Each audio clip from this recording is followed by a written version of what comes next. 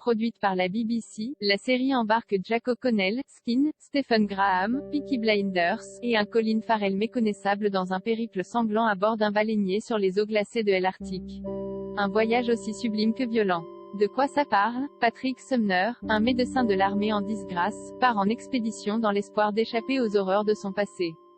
Sumner se retrouve alors à bord du même navire que Henry Drax, un harponneur brutal résidant sur les banquises de l'Arctique dont la moralité provient de la dureté de ses conditions de vie. En quête de rédemption, Sumner va devoir lutter pour sa survie.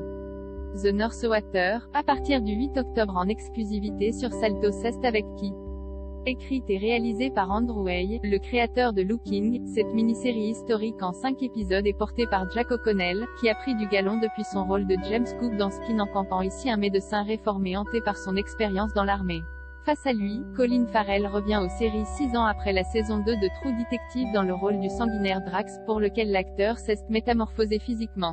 D'autres pointures comme Stephen Graham, Peaky Blinders, et Sam Spruell, Small Axe, complètement le casting dans le rôle du capitaine Brownlee et de son second Cavendish. Ça vaut le coup d'œil? Si vous avez été fasciné par la saison 1 de la série d'anthologie horrifique The Terror, qui s'inspirait librement de la véritable expédition Franklin et du sinistre destin du HMS Erebus en 1845 pour en faire un voyage aux confins de la folie, ne passez pas à côté de The North Water en cette rentrée. À travers une expédition de chasse à la baleine dans l'Arctique au milieu du 19e siècle, qui se révèle bien vite condamnée d'avance par des enjeux financiers cyniques, le showrunner Andrew Hay, qui change radicalement de registre après Looking et The OA en adaptant le roman éponyme de Ian McGuire, nous embarque dans une épopée sombre et impitoyable sur la violence des hommes. Ne lésinant pas sur l'hémoglobine, notamment lors de scènes très graphiques de chasse sur la banquise, ni sur la brutalité d'un équipage aussi austère que les îles Shetland du nord de l'Écosse dont ils sont issus, la série prend son temps pour dévoiler son histoire et les tourments de son héros, distillant l'angoisse et la fatalité en plusieurs couches.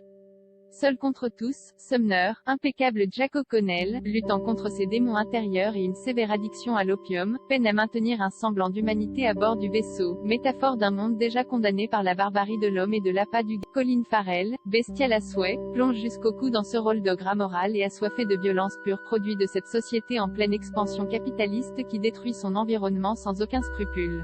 Si les 5 épisodes de la série vont à l'essentiel en exposant rapidement ses enjeux, et que l'on n'atteint certes pas les sommets d'horreur et de folie pure dont The Terror était capable, la série produite par la BBC nous emporte par ses paysages polaires sublimes et ses scènes d'action à la fois sobres et glaçantes, dans des conditions de tournage que l'on imagine éprouvantes au vu des visages ravagés par le froid des comédiens. Malgré un léger ventre mou à mi-parcours, et une narration parfois alourdie par les nombreux flashbacks du héros torturé, The North Water est un pur divertissement télévisuel à l'exécution impeccable qui saura vous dépayser, et confirme tout le talent de son showrunner.